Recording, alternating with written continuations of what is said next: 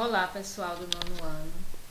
Bem, gente, eu tive um probleminha aqui, eu não sei o que foi que aconteceu, né, com o slide para videoaula de vocês.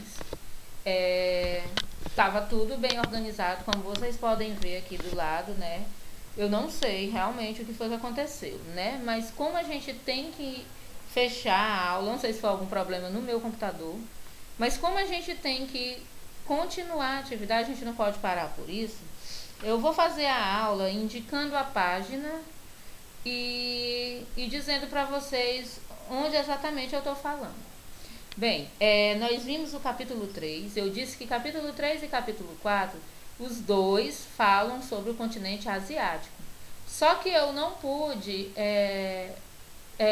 subdividir porque é a mesma coisa. Então, nessa segunda parte, a gente vai ver questões populacionais e econômicas sobre o continente asiático. Bem, então, começando aqui sobre população da Ásia, na página 366. A página 366, ela fala sobre a questão que a Ásia, né, o continente asiático, a gente diz a Ásia, mas é o continente asiático, é o mais populoso do mundo devido dois países, que são China e Índia, terem o maior número de população. Né? É onde tem o maior número de população, é onde tem o maior contraste étnico, ou seja, muita diversidade, né? Étnica. E devido a isso, é uma população, né? É considerado, né, os dois países mais populosos do mundo. Tá, então por essa questão ele destaca China e Índia, né? Mas ressalta assim que existem essa diversidade não só na questão de quantidade de pessoas, né? Mas também nos contrastes, como mostra a página 366, em que se de um lado nós temos países que já estão num nível mais desenvolvido, emergente e desenvolvido, temos outro, né, que não é tão desenvolvido assim, como é o caso da Indonésia, que o texto de vocês mostra aqui. Então, esses contrastes, né, fazem com que essa população, ele diz, do ponto de vista socioeconômico, existe grande disparidade de renda.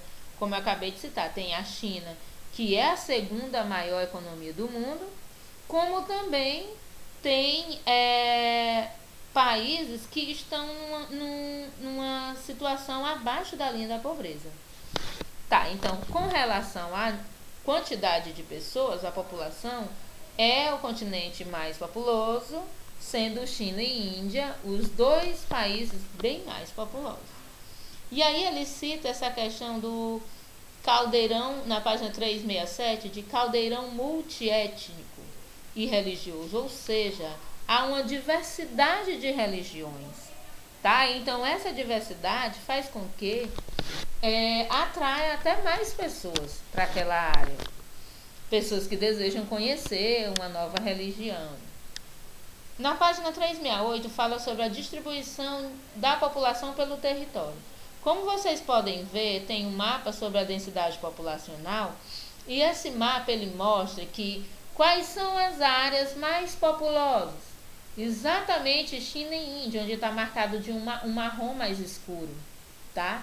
Então, essa área mais populosa, né, é uma área onde estão localizadas as indústrias, ou seja, a parte mais industrial geralmente é onde atrai mais pessoas e é lá que a gente pode considerar mais populoso possível, né? Então, tudo que está marcado no mapa de marrom mais escuro e um marrom mais clarinho são os mais de maiores densidades populacionais. As outras áreas, por exemplo, na parte aqui da Rússia, o norte, geralmente uma área mais gelada, não tem condições para desenvolver algumas atividades agropecuárias, né, atividades agrícolas, e isso faz com que a população tenha poucas opções. Então, não é uma área de atração. Né? É uma área que poucas as pessoas, devido ao frio também, nem conseguem viver. Então, por essa questão, existem as áreas, como na página 369, ele mostra a questão da urbanização, né? A urbanização da população nesse continente resulta da questão da disponibilidade de terreno, ou seja, tem terreno disponível para as pessoas morarem? Então, as áreas que têm mais terreno são as áreas que têm mais pessoas morando. E aí ele diz que a taxa de urbanização da população asiática varia de acordo com o nível de industrialização. Por exemplo, países como ele cita aqui, que os tigres asiáticos, Singapura, são lugares onde há um nível industrial maior. Esses países têm 98% da população, tá?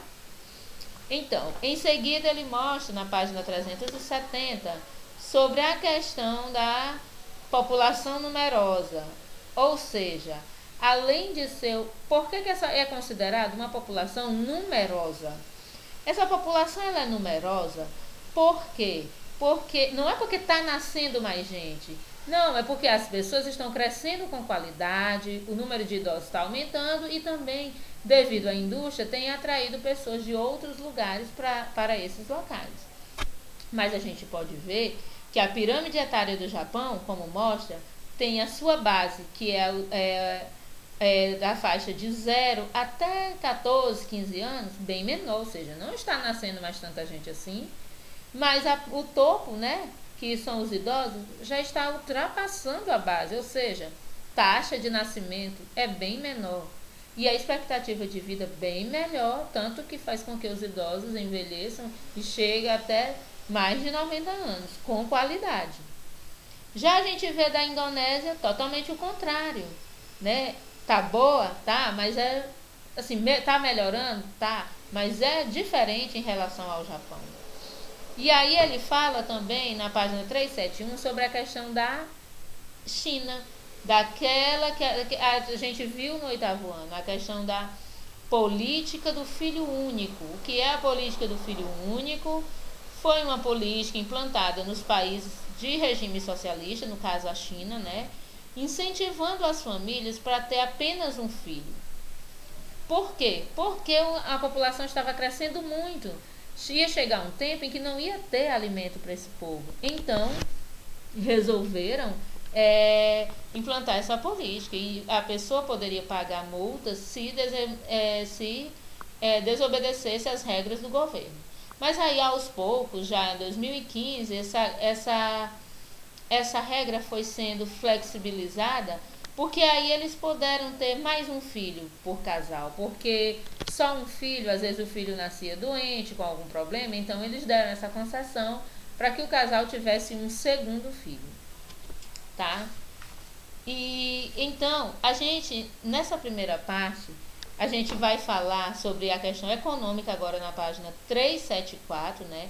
Fala sobre os aspectos econômicos que são bem diversificados nessa área, né? E a começar, primeiramente, do Japão e da China. Por quê? Porque o Japão é um país desenvolvido, né?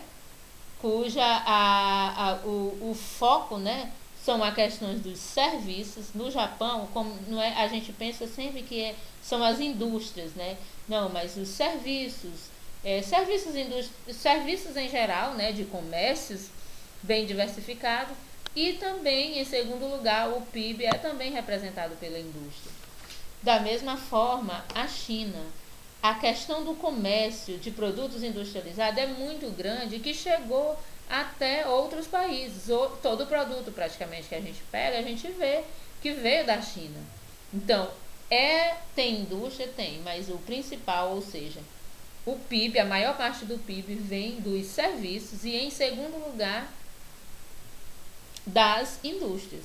E bem menor a agricultura nesses países. Por quê? Lembra do que eu falei da instabilidade geológica, a questão de alguns lugares ter uma tendência a terremotos? Então, tem áreas que não dá para o cultivo de agricultura. E aí, no caso, eles preferem, né? Ou eles preferem não, eles não têm opção e terminam trabalhando, né, ou desenvolvendo outras atividades industriais e também de serviços.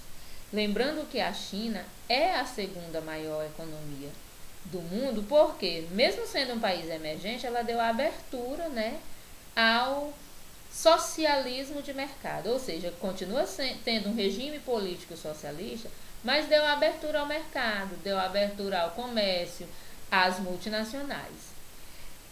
Bem, gente, aqui o que eu coloquei em destaque foi o slide da atividade, para que vocês possam dar um pausazinho e copiar. Eu vou ler todas as questões, porque pode ser que fique ruim para vocês darem uma lida, tá ok? Então, primeira questão. Caracterize a população da Ásia. Segunda questão. Como está distribuída a população do território asiático? Terceira questão. Eita, só um minutinho aqui. Terceira questão. Quais são os maiores aglomerados populacionais da Ásia? Quarta questão. O que é a política do filho único e quais os resultados observados em 2015, né, que teve uma mudança? Quinta questão. Caracterize a economia do Japão. Sexta. Caracterize a economia da China. Sétima. Por que a China, mesmo sendo um país emergente, conseguiu chegar ao nível de segunda maior economia mundial? Então, gente, vocês respondam essas questões. Leiam o texto. Se tiver alguma dúvida, por favor, me procurem. Vocês têm o meu contato, têm o meu e-mail, podem me procurar. Mas leiam o texto, porque senão vocês não terão condições de responder. E eu peço desculpas porque eu fiz todo o slide do jeito que eu faço sempre, mas eu não consegui saber porque que ele não conseguiu abrir para a gravação. Então, por isso eu coloquei na tela aqui só o slide da atividade. Mas como vocês podem ver aqui do lado, está todo feitinho. Eu vou disponibilizar o slide para vocês em forma de slide mesmo normal, não tem como ir em forma de vídeo. Mas dá para vocês assistirem, me ouvirem, ouvirem o que eu estou falando aqui, acompanhando pelo slide que eu vou mandar, tá ok? E aqui está a atividade, vocês respondam no caderno, tirem foto e enviem para mim, tá ok? Até mais!